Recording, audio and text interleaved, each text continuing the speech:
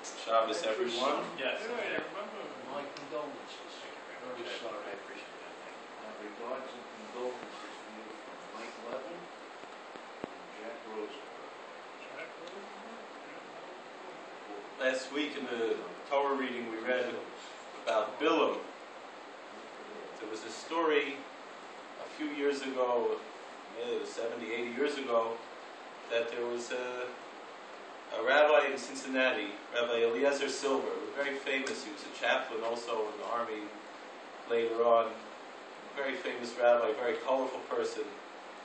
And there in Cincinnati, a woman donated. You don't have to put on the talis, you just.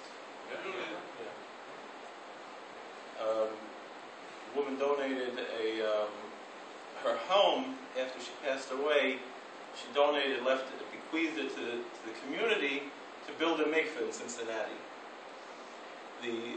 There in the community in Cincinnati is the center of Reform Judaism also. Nowadays we live more in peace, but then there was a very strong war against anything traditional on behalf of the Reform movement. Was fighting very much against anything that was the old traditional ways, trying to stomp it out. And to hear that there in their town would be a mikveh, which was one thing they wanted to wipe out, just like Bilam did, to wipe out the holiness of the Jewish people. So they wanted to get rid of that mikveh there, and make sure it didn't get built. So they sued, made the whole zoning dispute. And so Rabbi Silver came to defend, to build a mikveh. There are many stories about this court case. The lawyer defending Rabbi Silver was at the time an unknown lawyer who later became very well known. He was a nephew of President Taft. His name was Taft, Robert Taft.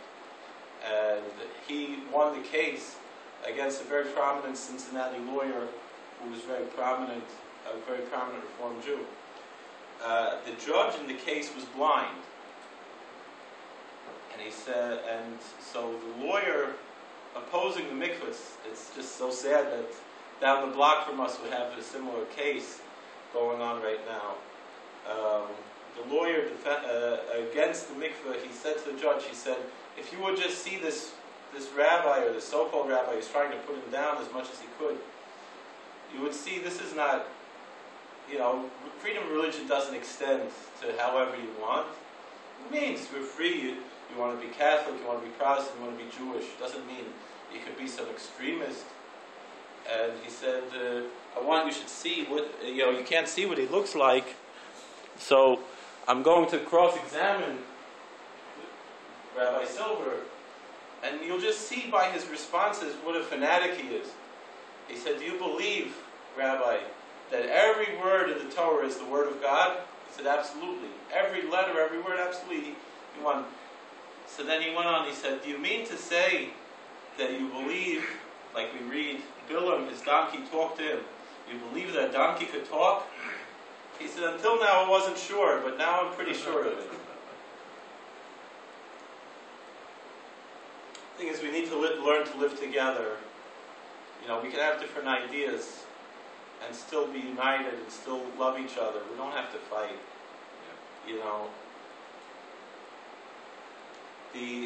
In this week's Torah reading, Moses, he realized his days were numbered.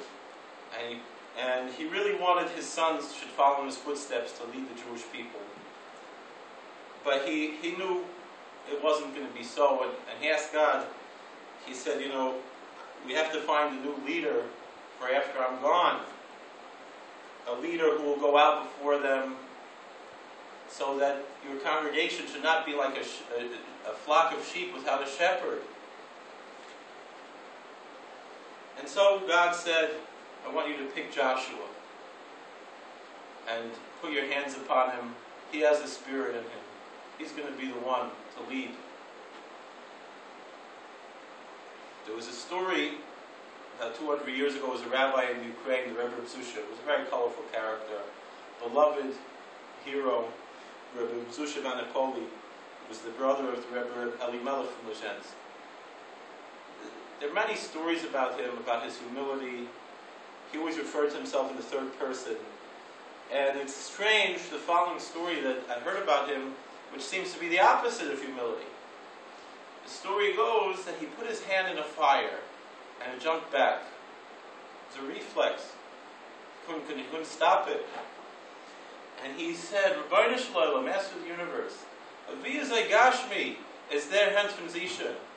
How physical, how materialistic is this hand of Zusha that couldn't withstand to go into to physical fire? What's the big deal?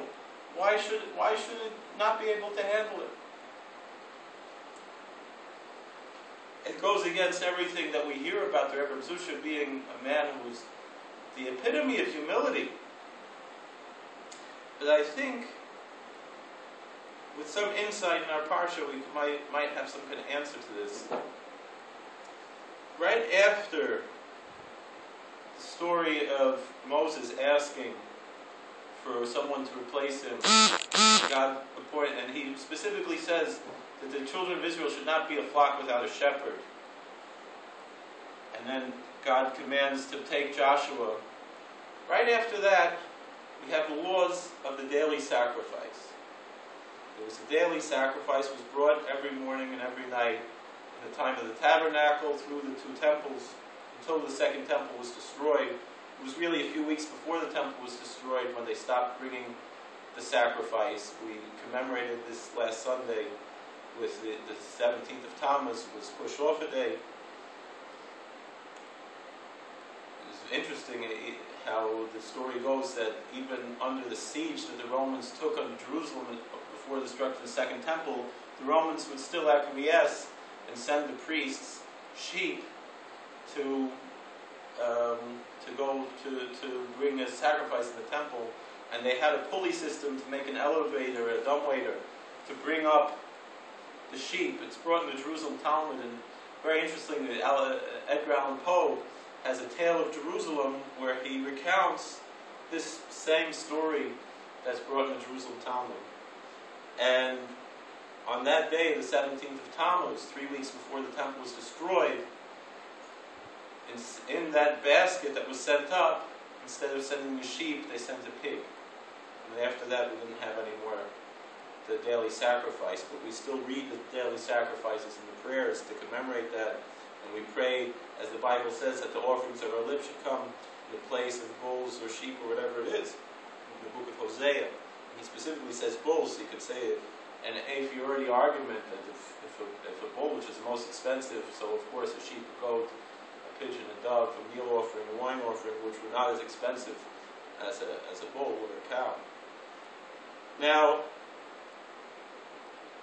it's interesting, right? And then after that, you have the sacrifice for Shabbos, the sacrifice which was different, the Musaf sacrifice for Shabbos that we commemorate with our Musaf prayers, the Musaf sacrifice, the additional sacrifice for Rosh Chodesh, the beginning of the month, the new moon, and for all the holidays, all the biblical holidays. And we have Rosh Hashanah. That's where we learn that Rosh Hashanah, it's called there a day of blowing, Yom Teruah. So that's how we have the blowing of the shofar. And it's learned out from the Psalms that is with the shofar specifically. Now we have to think about what is this? This sacrifice was essentially the daily sacrifice, which is the first one we mentioned, with the parentheses around which all the other sacrifices that would be in the course of the day would be offered. Meaning the first one in the morning would be this daily sacrifice, and the last one in the end of the afternoon. And between that, people could bring their personal sacrifices. There could be the national Musaf sacrifice and so forth. The only sacrifice that was brought later was the Passover sacrifice. The Paschal lamb was brought after the second sacrifice, outside of those parentheses, but all the others were in there. So in a sense, even though it was a sheep, it was also like a shepherd, leading in the flock, leading out the flock. All the sacrifices would be brought. The other sacrifices, throughout the day, most of them, if they were brought any particular day, many sacrifices would be eaten by either the people who brought them or by the priests and so forth. However, the daily sacrifice was an Ola offering.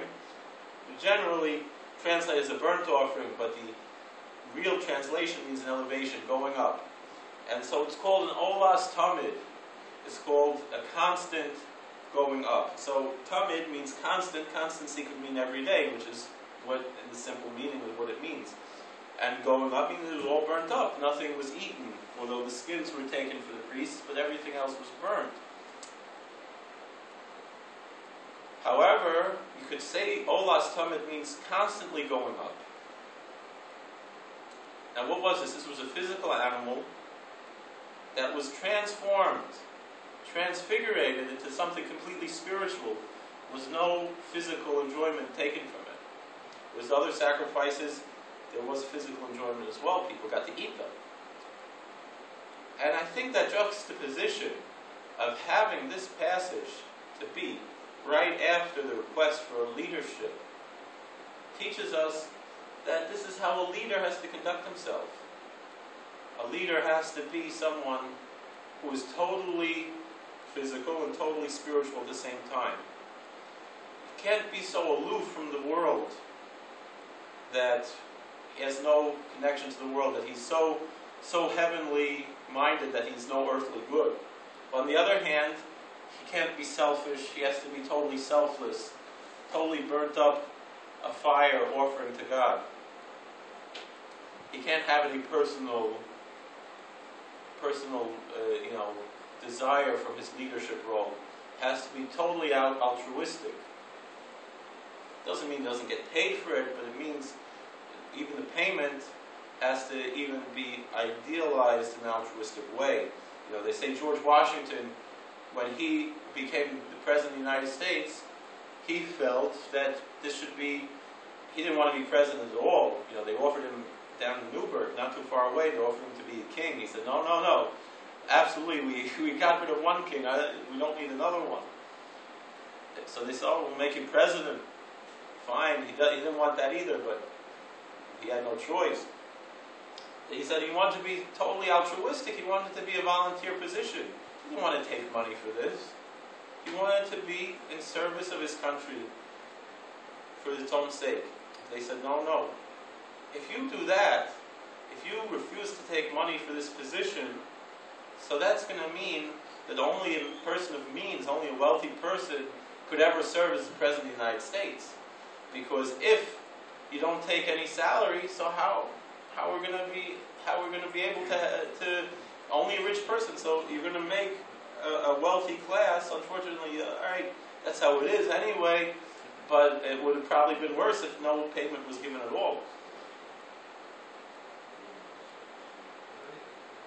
And simply, if a person doesn't have any other job, if a person, is running around trying to do all other types of work to make a living, he can't fulfill his leadership duties. So he has what he needs. But it's for an altruistic reason, because otherwise, in order to support himself, he'd have to go to other things. He wouldn't be able to be in service of his community. Now, so this is what it was all about. This is the emblem of that leadership, what Moses was looking for, and what God was telling Moses by granting this mitzvah of the daily sacrifice, the olas tamid. So how does a person accomplish that? How can you be totally physical and totally spiritual at the same time? God is Ein Sof. He's endless. He's infinite. We're trying to make a relationship with God who's beyond anything. The answer, I think, is in that word, olas tamid. Always going up, constantly rising, constantly growing. We're going to read in a few weeks on Tisha B'Av, the book of Lamentations. It says there, Shiv chikamayim libech nochach pnei Hashem. Pour out your heart like water before the presence of the Lord. What does it mean? The Ishbitzer, the Ishbitzer Rebbe brings, that the lower waters were separated from the higher waters. It says in Genesis. You go to the beach, what do you see? The waves are constantly going up. They want to be reunited with those higher waters. They're never getting there, but they're never giving up. That's the way to have that olas tamid, to be that totally spiritual and totally physical, to be that leadership quality that we all need to emulate, because we all are leaders. We're a kingdom of priests, a holy nation. Every one of us has a leadership role. We have to be a light unto all of our neighbors. We have a responsibility, no matter what, we have that responsibility. And so therefore, that's the way that we have to go, constantly growing, constantly moving, constantly going up. I was listening to a podcast recently, and they were interviewing Candace Cameron. She was on Full House, and now she's making a new show. And she was recently on a TV show, and with all the political issues, she got into a little argument with someone else on the show. She's more to the right, the other one was more to the left. And she said herself at the end, all she is preaching is not that everyone should be like her, but that everyone should have the freedom to be themselves. And the other one was like, no, everyone has to accept this, whatever it is, we can't accept. And she explained herself, and she said, I don't want everyone to be the same. What a boring world this would be if we all had the same ideology, we all had the same ideas, we all had the same personality. There would be nothing, no purpose in being here, and there would be no growth, there would be nothing. And then she went on to say about how she has friends who have different ideas than her. And that helps her grow. I see this myself in my life. I have friends who have different ideas than them. And it makes me grow because I get to understand myself. I'm not just... And I try, when I was younger, I was maybe more extreme. And maybe I'm still too extreme. And maybe I still have more growing to do. We grow by understanding other people, by seeing different ideas, by seeing different ways. And by understanding each other. And by being exposed to different ways of life, different ideas, and through that it doesn't dilute ourselves. It should come to strengthen ourselves, because then we realize, why is it that I believe what I believe? And put it into perspective, and maybe see someone else's perspective as well, to grow, to expand. That's that type of leadership quality that comes through constantly growing. In the end, that's what it's really about. And I think that's what the Rebbe Zusha was saying. And by the way, Candace Cameron said something really that touched me. She said, she has these friends who have different ideas than them. She doesn't stereotype them as, this is my this and this friend, this is my that type of friend. They're just my friends. That's how it's to be. We can't look at each other by how we look, how we talk, ideas. We have to learn how to get along. But I think really that's what the Rebbe Zusha was amazed by when he put his hand in that fire. Because he said, how could it be that I could be both physical and spiritual at the same time? Am I really worthy to that high level? Because to be just spiritual, that's easy. And to be just physical, that's easy. But to find that balance, to have both together, that's really hard. Some people say, I heard someone say that that's the reason why this is Parshat Pinchas. The story of Pinchas was last week. What do we have a whole week later to talk about Pinchas, all the blessings and the covenant of peace that he got? Phineas, he did the deed that he did. He was zealous. He went, and he should receive the blessing right away. No.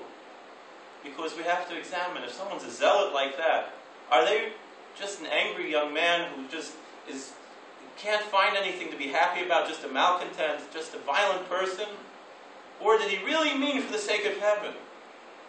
And that time, that's what King David says, check me out, God, in Psalm 139. Search me out. Am I a depressed person? No. I'm trying to have everything dedicated to you. The Satmar Rebbe pointed out there was Reb Amram Blau, who was a big zealot, and had very extreme ideas. He loved everybody, no matter what. Crazy people could come into his house, and he loved them as part of his family. People who he disagreed with very strongly. He went to every wedding, every funeral, every simcha, every time of sadness to comfort them. People who he disagreed with very strongly. Because he loved everyone and he really meant it for the sake of God. That's the way it has to be. And that way, we could be worthy to see that balance of peace and to try and to keep growing and to experience a very good Shabbos together. Good Shabbos. Rabbi Chanani ben Akasha Emer to Kadosh Baruch Hu l'Zakis Yisrael